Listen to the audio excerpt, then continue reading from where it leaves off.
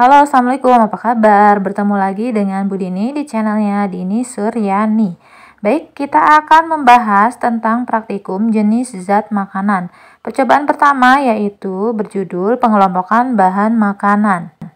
Tujuan percobaan di sini adalah agar dapat mengelompokkan bahan makanan berdasarkan kandungan zat gizinya.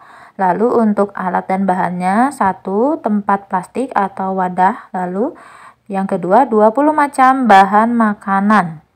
Prosedur percobaan: 1. Mengumpulkan bahan makanan sebanyak 20 macam. 2. Mengelompokkan masing-masing bahan makanan tersebut ke dalam kelompok karbohidrat, protein, lemak, dan vitamin. Lalu yang ketiga, mencatat semua data masing-masing kelompok itu dalam kolom yang sudah disediakan pada lembar kerja. Dan yang keempat, membuat kesimpulan tentang percobaan tersebut. Pertama, kita siapkan dulu bahan-bahan makanan sebanyak 20 macam.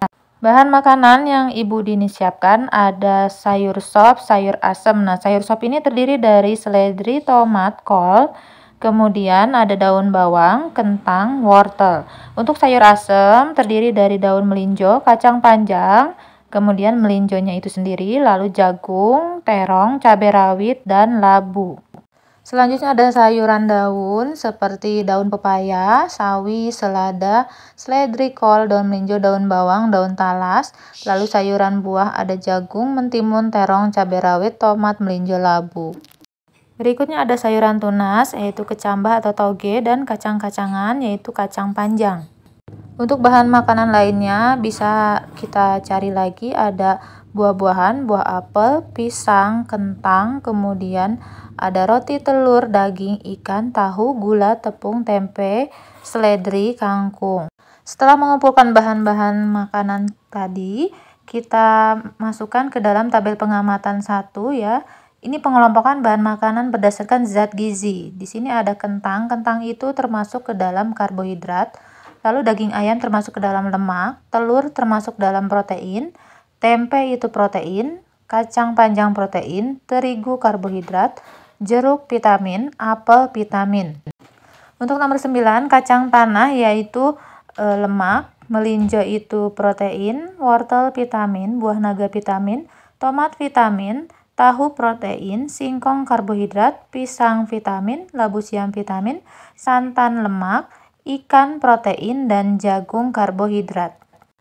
Pertanyaannya, zat makanan atau zat gizi apakah yang sangat diperlukan oleh balita? Jawabannya zat protein, vitamin, dan karbohidrat yang merupakan sumber energi untuk bergerak yaitu karbohidrat, untuk membangun zat membangun yaitu protein, mineral, dan vitamin, serta zat penutur atau protein dan air. Yang kedua, zat makanan apakah yang terutama diperlukan untuk orang yang bekerja? Jawabannya adalah hampir semua zat dibutuhkan yaitu karbohidrat, protein, lemak, dan vitamin. Namun jika pekerjaan yang menuntut kekuatan fisik harus banyak mengonsumsi karbohidrat sebagai sumber energi gerak. 3. Pada usia lanjut, zat makanan apakah yang sangat diperlukan? Jawabannya protein dan vitamin karena pada usia lanjut sudah mulai kurang beraktivitas.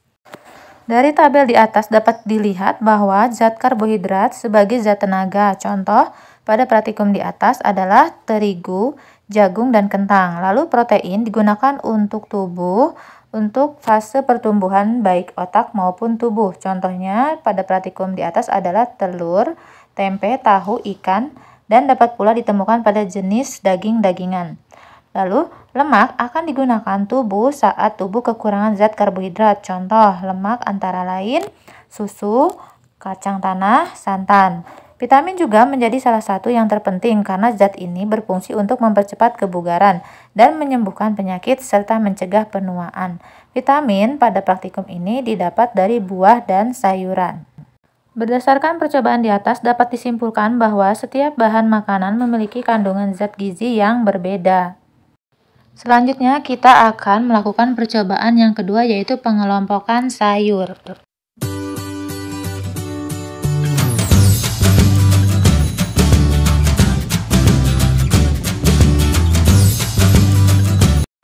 Baiklah, pada percobaan yang kedua yaitu pengelompokan sayur. Tujuannya adalah agar dapat mengelompokkan sayur berdasarkan macamnya. Alat dan bahannya adalah tempat plastik atau tempat apa saja, kemudian beberapa macam sayuran.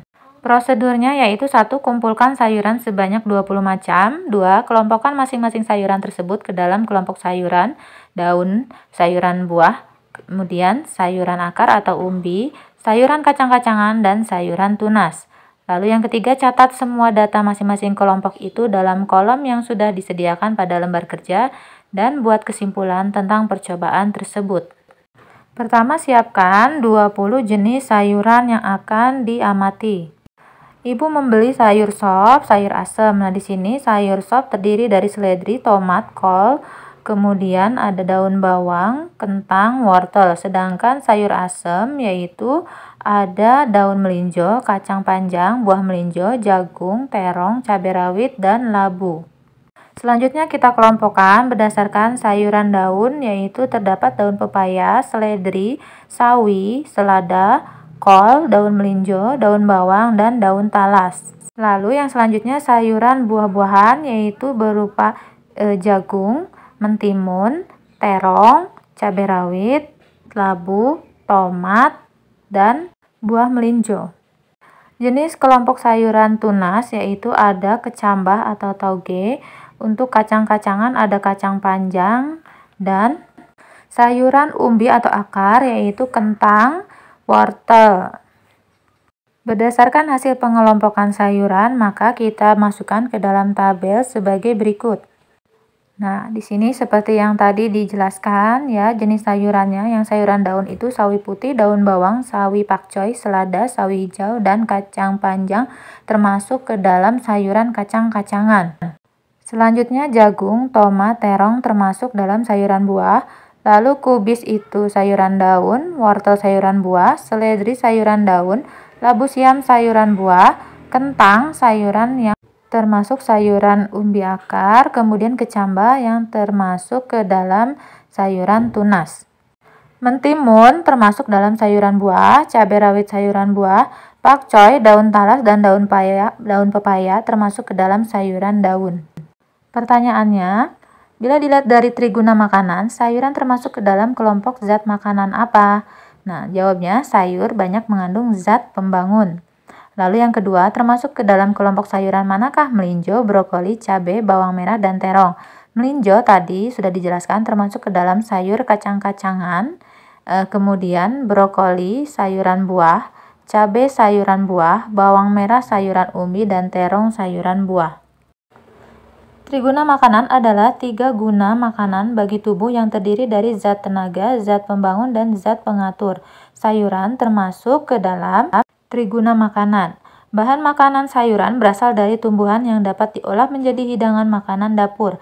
Macam-macam sayuran yaitu ada sayuran daun atau sayuran yang merupakan bahan makanan yang diperoleh dari tumbuhan pada bagian daun. Lalu sayuran buah, bahan makanan tumbuhan yang diolah menjadi hidangan pada bagian utamanya yaitu buah. Lalu 3, sayuran umbi akar atau bahan makanan dari tumbuhan yang banyak dimanfaatkan sebagian akarnya atau umbinya. Kemudian sayuran kacang-kacangan, bahan makanan tumbuhan yang diolah pada bagian biji berupa kacang-kacangan. Lalu sayuran tunas, yaitu bagian tumbuhan yang banyak diolah pada bagian tunas. Berdasarkan percobaan di atas dapat disimpulkan bahwa sayuran dikelompokkan ke dalam beberapa jenis dengan menyesuaikan bagian yang banyak dimanfaatkan. Pertama, sayuran dibagi menjadi sayuran daun seperti sawi putih, sawi pakcoy, selada, daun pepaya, daun talas, seledri, dan daun melinjo. Kedua, sayuran buah seperti tomat, cabai rawit, labu siam, melinjo, dan terong. Yang ketiga, sayuran tunas seperti kecambah. 4, sayuran kacang-kacangan seperti kacang panjang. Dan yang kelima adalah sayuran umbi atau akar seperti wortel dan kentang. Berikutnya adalah percobaan 3, yaitu membuat menu makanan berdasarkan 4 sehat, 5 sempurna.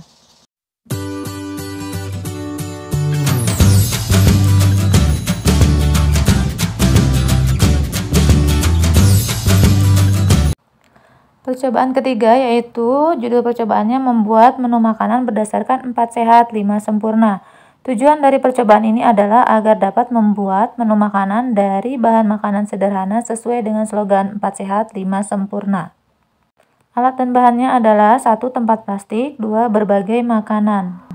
Prosedur percobaannya: 1. Menyiapkan bahan makanan yang diperlukan. 2. Membuat menu sederhana yang memenuhi 4 sehat, 5 sempurna. 3. Sebutkan makanan yang dihasilkan dari bahan makanan tersebut, serta masukkan ke dalam tabel yang tersedia. 4. Mengelompokkan masing-masing bahan makanan ke dalam kelompok makanan pokok. 5. Mencatat semua data. 6. Menyimpulkan apa yang dapat diambil dari percobaan ini. Di sini Bun Dini menyiapkan, yaitu ada roti, telur, daging, ikan, tahu, gula, tepung, tempe, seledri, kangkung, kemudian ada apel, ada kentang, pisang, jeruk, mentega, tahu, tempe, dan lain sebagainya. Dari bahan-bahan tadi terdapat sayur sop ya, kemudian dan sayur asem. Sesuai dengan gambar, sayur sop terdiri dari seledri, tomat, kol, daun bawang, kentang, wortel. Sedangkan sayur asem yaitu terong, kemudian melinjo, jagung, kacang panjang, cabai rawit, dan labu. Berdasarkan pengamatan, pengelompokan bahan makanan menurut 4 sehat 5 sempurna, yaitu yang pertama sayur dulu. Tadi sudah dikelompokkan ada sayur sop. Nah, sayurnya itu berupa wortel, sawi, kol. Semuanya mengandung vitamin. Lalu lauk pauknya berupa telur, daging, ayam, dan ikan bandeng yang merupakan protein.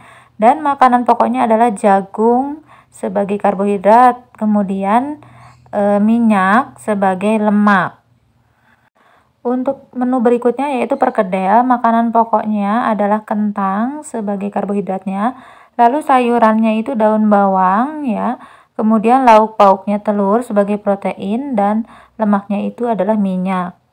Sebagai minumannya kita buat jus apel dan ada komponen gula di situ. Ya, apel ini mengandung vitamin. Air itu adalah mineral. Pertanyaannya, apa yang dimaksud dengan 4 sehat 5 sempurna? Jelaskan. Jawabannya, menu hidangan sederhana yang terdiri dari menu gizi seimbang yang berstandar pada nilai gizi serta kebutuhan makanan yang dibutuhkan tubuh. Antara lain nasi sebagai karbohidratnya, sayuran, kemudian lauk pauk, buah-buahan, serta dilengkapi susu agar sempurna. 2. Apa yang dimaksud dengan triguna pangan? Jelaskan. Nah, pengelompokan makanan yang terdiri dari zat tenaga, pembangun, dan pengatur. Zat tenaga diperoleh dari karbohidrat seperti nasi, jagung, sagu, dan lain sebagainya. Kemudian zat pembangun dapat diperoleh dari lauk pauk seperti telur dan daging, serta susu sebagai zat pembangun. Tidak lupa ditambah dengan sayuran, buah-buahan, dan air sebagai zat pengatur gizi. Bahan makanan dikelompokkan menjadi beberapa jenis, yaitu 1. Bahan makanan pokok berupa nasi, bubur sagu, jagung rebus, atau segala makanan yang banyak mengandung karbohidrat. Karbohidrat ini merupakan bahan makanan yang sudah dimasak dan menjadi komponen utama. Bahan makanan lauk pauk, bahan makanan hanya bagian dari makanan utama, contoh rendang daging, telur lebus. Lalu, bahan makanan sayuran yaitu bahan makanan yang berasal dari tumbuhan, kemudian diolah. Setelah diolah, posisi sayuran hanya sebagai penyerta dari makanan pokok. Contoh sayur sop, capcay, lodeh, dan sayur asem. Buah-buahan berasal dari tumbuhan buah, contohnya adalah wortel, tomat, mentimun, apel, pisang, dan jeruk. Lalu, minuman, hidangan, olahan berupa cairan sebagai zat pelarut, contoh susu, jus, atau es campur. Berdasarkan percobaan di atas dapat disimpulkan bahwa setiap bahan makanan memiliki kandungan zat gizi yang berbeda dan saling melengkapi. Suatu makanan disebut makanan bergizi jika memenuhi komponen yang dibutuhkan oleh tubuh. Makanan yang dibutuhkan oleh tubuh disebut dengan triguna pangan yang terdiri dari zat pembangun, zat pengatur, dan zat tenaga. Demikianlah 3 percobaan tentang jenis zat dalam makanan yang telah kita amati. Baik, terima kasih. Sekian dari Bu Dini. Semoga bermanfaat. Mohon maaf jika ada kesalahan. Wassalamualaikum warahmatullahi wabarakatuh. Sampai jumpa.